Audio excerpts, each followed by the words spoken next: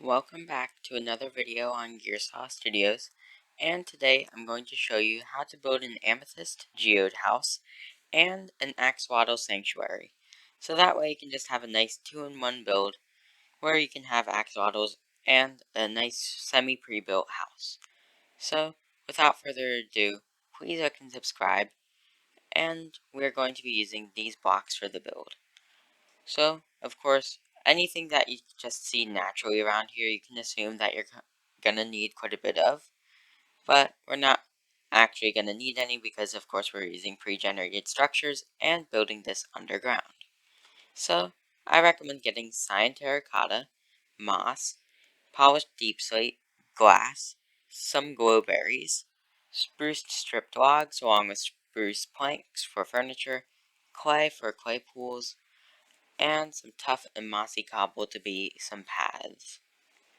And, of course, this isn't completely extensive, so expect to see some polished andesite at some point.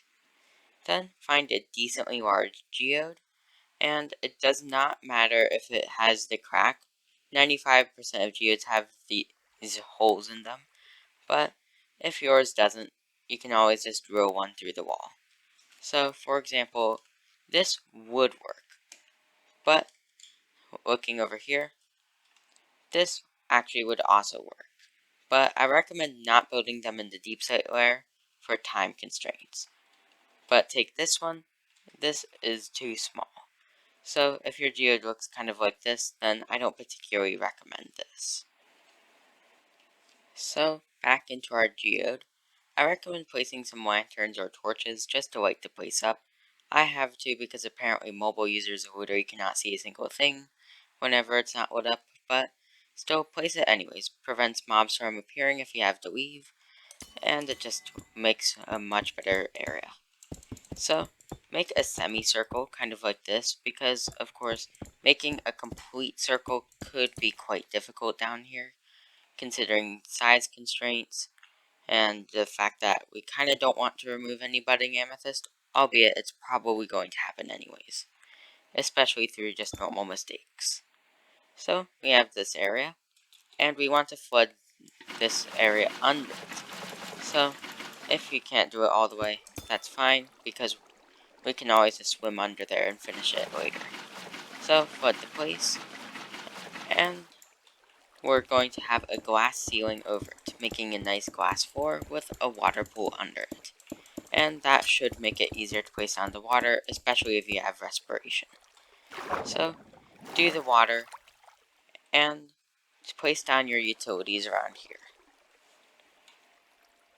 So, our basic living space is done, but it really is just more of a temporary base with a cool floor and jukebox. So, of course, we're not very close to done. Instead, we need to excavate a large area. So, just start mining. It should be around 12 by 12, but it should be more curved, so it's probably going to end up with rough dimensions of 15 by 15. So, essentially, a little bit bigger than this geode's interior. So, it's going to be quite a bit of work, but once you have that, we actually have room to fit in enchanting and storage. So, with our area excavated, we want to just immediately place down a storage system. It makes it easier to build around here, and storage is, of course, one of the biggest things. So, excavate a decently sized area. So, what we want to do with our design is we're going to have chests aligned like this, and stack them maybe like 3 high. Then have the backdrop be textured stone bricks, so some blobs of mossy, some blobs of cracked. So it would actually be better to just texture the walls. And for our third block here, we want to conceal it away using these stairs because we can actually still open it like this despite it appearing as a full block. With some storage in, we now have 2 things that we want to do. So first we want to finish this water pool over here. So just fill it up with water, nothing else to really say. Once you've done that, Then you want to replace the non-amethyst part of it, just so you know, don't remove the calcite, but you can do the smooth basalt depending on what you think looks better. Replace it with clay. So, just a little bit of a clay pool down here, and possibly closer to the edges, you could replace it with moss. So, kind of like this, and of course, you know, water can be a little difficult, so you might have to place temporary blocks in order to get it flowing. And once you have it all nice and flowing, well, we want to place down some moss blocks and bone meal them, so that way this place is nice and lush. So, our place is now mossified. Also added just a little bit of foliage, so that way we can get across. And just one thing to address. Don't break the budding amethyst, the amethyst crystals down here, because due to a bug, they do not waterlog when growing back. So, just don't.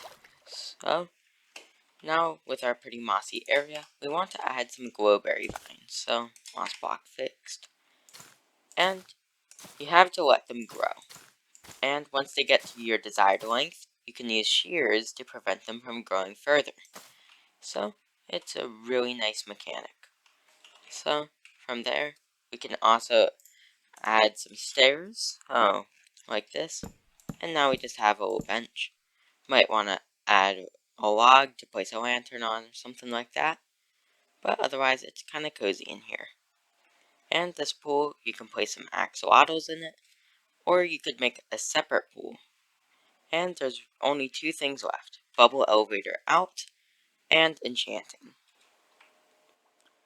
With the scenery and axolotls in place, it's now time to add our enchanting setup and bubble elevators. For the bubble elevators, simple, just have a corner, preferably lighted up a bit more, because you don't want to just go up only to realize a creeper also went up, and you didn't notice it, and promptly get exploded. So, from there, you just make this whole area real quick. Make sure to always keep your light source. Add a couple of stone bricks there, so they can be mossy and cracked. I'd recommend that, but it's only 3 blocks, so texturing doesn't matter. And you can make your bubble elevators from here. So, I'm not going to make complete ones, just because it's just kind of annoying to make them, and I'm kind of tired right now. So, I'm not going to make complete ones, just enough for a facade.